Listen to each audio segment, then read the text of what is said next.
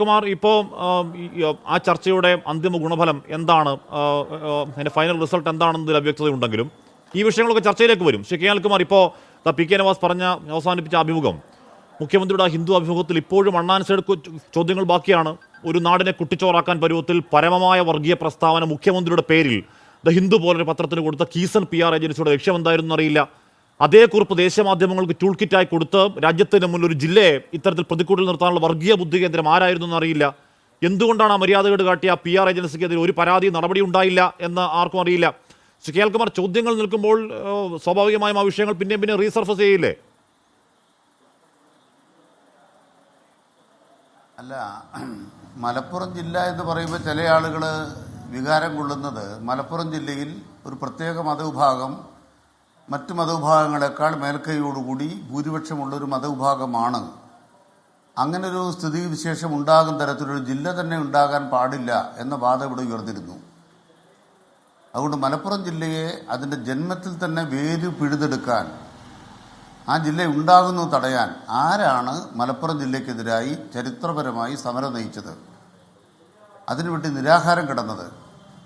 മലപ്പുറം ജില്ലയെ മാപ്പിളസ്ഥാൻ എന്ന് വിളിച്ച് RSSകാർ അപമാനിക്കാൻ ശ്രമിച്ചപ്പോൾ അതിന് സഹായകരമായി നിരാഹാര സത്യാഗ്രഹങ്ങൾ നടന്ന ഒരാളുടെ പേര് പറയാമോ? ഒരു DCC സെക്രട്ടറി ആയിരുന്ന നേതാവിൻ്റെ പേര് പറയാമോ?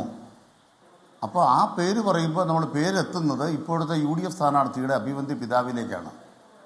അതുകൊണ്ട് കോൺഗ്രസ്സുകാരാദ്യം മലപ്പുറം എന്ന് പറയുന്ന ജില്ല പറക്കാതിരിക്കാൻ, ഈ ജില്ല നിർമ്മിക്കപ്പെട്ടാൽ അത് മാപ്പിളസ്ഥാനാണ് എന്ന RSSൻ്റെ വാദത്തിന് കൂട്ടുനിൽക്കുന്ന അരസംഖ്യകളായിരുന്നു ചരിത്രത്തിൽ.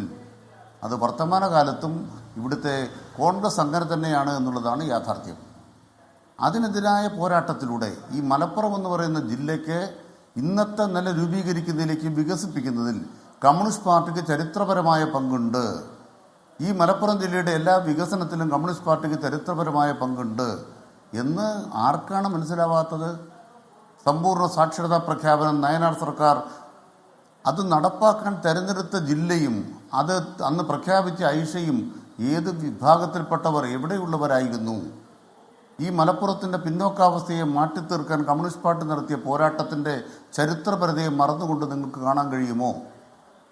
പിന്നെ ചില ആളുകൾ പറയുന്നത് ഞങ്ങൾക്ക് വികാരം അങ്ങനെ കൊണ്ടു. മലപ്പുറം ജില്ല പിടിക്കുന്ന കള്ളസ്വർണത്തിൻ്റെ, കള്ളപ്പണത്തിൻ്റെ, മയക്കുമരുന്നിൻ്റെ കണക്ക് പറഞ്ഞാൽ ഞങ്ങളുടെ മതം അപകടത്തിലാകും. എനിക്കത് മനസ്സിലായില്ല.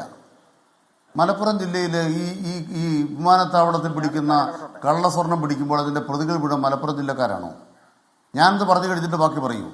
ഈ വിമാനത്താവളത്തിൽ പിടിക്കുന്ന സ്വർണം എന്ന് പറയുന്ന മുഴുവൻ മലപ്പുറം ജില്ലക്കാരുടെ ആണോ പ്രതികൾ? ഏതൊക്കെയോ ജില്ലയിലെ പ്രതികൾ വന്ന അവിടെ കള്ളസ്വർണം നടക്കുന്നത് അതെല്ലാം ഒരു പ്രത്യേക മതക്കാരാണോ? മുസ്ലിം ലീഗ് പറയണത് മലപ്പുറം ജില്ലയിൽ ആര് സ്വർണം പിടിച്ചാലും അത് മുസ്ലിം ആയിരിക്കും. മലപ്പുറം ജില്ലയുടെ കണക്ക് പറഞ്ഞാൽ മറ്റു ജില്ലക്കാരും വന്ന് ഇവിടെ പിടിച്ചു നടത്തിയാൽ നിങ്ങൾ പിടിക്കരുത്, ഞങ്ങളുടെ ജില്ലയിലെ മതത്തിന് ബുദ്ധിമുട്ടുണ്ടാവും. ഞങ്ങൾ പറയാത്ത കാര്യം പറയല്ല.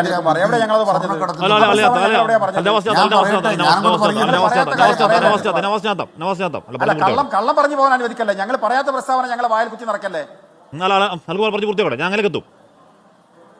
അല്ല, നിങ്ങളുടെ പ്രശ്നം എന്താണ്? മലപ്പുറത്ത് വിമാനത്താവളത്തിൽ സ്വർണം പിടിച്ചാൽ മലപ്പുറത്തുകാർക്ക് എന്താ കുഴപ്പം? ആ വിമാനത്താവളം മലപ്പുറത്തായെന്നുള്ളതല്ലാതെ പിടിക്കുന്ന പ്രതികൾ മുഴുവൻ മലപ്പുറംകാരാണോ? മലപ്പുറത്ത് കള്ളസ്വർണം പിടിക്കുന്ന പ്രതിയെല്ലാം മലപ്പുറത്തുകാരാണോ? മുഴുവൻ മലപ്പുറംകാരാണോ? എത്രയോ ജില്ലയിൽപ്പെട്ടവരാണ് മലപ്പുറത്ത് വരുന്നത്. കേസെടുക്കുമ്പോൾ ഈ ജില്ലയ്ക്കകത്തൊരു പോലീസ് സ്റ്റേഷനിൽ കേസെടുത്ത ഉടനെ മലപ്പുറം ജില്ലയുടെ മതപരമായ വികാരം കൊണ്ടെന്ന് ഖുർആന്റെ മറവിൽ സ്വർണം കടത്തി എന്ന് പറഞ്ഞപ്പോൾ ഇളകാത്ത വികാരമാണോ നിങ്ങളുടെ വികാരം? മനസ്സിലായിട്ടില്ലേ? RSSന് അനുകൂലമായിട്ട് ഇന്ത്യ രാജ്യ ചരിത്രത്തിൽ മുസ്ലിം ലീഗ് എന്ന് പറയുന്ന ഒറ്റ പാർട്ടി RSSന് അനുകൂലമായി കേരള നിയമസഭയിൽ വിഷനാവ് കൊണ്ട് KM ഷാജി എന്ന് പറയുന്ന നിങ്ങളുടെ MLA ഉന്നയിച്ച ആരോപണം എന്താ? ഖുർആന്റെ മറവിൽ സ്വർണം കടത്തി. അഭിമാനമാണോ? ഒന്നുകൂടെ പറ. മലപ്പുറത്ത് നാളെ നിലമ്പൂരിൽ ഞാൻ വരാം, പ്രസ് ക്ലബ്ബിൽ വരാം, ഏതോ ഒരു ചർച്ചയ്ക്ക് ഞാൻ മറുപടി പറയണമെന്ന് പറഞ്ഞല്ലോ. KM ഷാജി കൂടെ കൊണ്ടുപോവാ. KM ഷാജി കൂടെ കൊണ്ടുപോകാൻ ഞാൻ വെല്ലുവിളിക്കുന്നു മിസ്റ്റർ നവാസ്. ഈ നിങ്ങളുടെ നിയമസഭയിൽ ഖുർആന്റെ മറവിൽ സ്വർണം കടത്തിയെന്ന RSSന്റെ ആശയം KM ഷാജി ഉന്നയിച്ചതിന് മാപ്പ് പറയുമോ? ഈ മലപ്പുറത്ത് വികാരം കൊള്ളാനിരിക്കുന്ന ആളുകൾ ഉണ്ട്. വികാരമൊക്കെ സെലക്റ്റീവാണ്, കൈവച്ചാൽ മതി. ഞങ്ങളൊക്കെ ഇത് നല്ല ധാരണയുള്ളവരാണ്, മനുഷ്യനോടൊപ്പം നിൽക്കുന്നവരാണ്.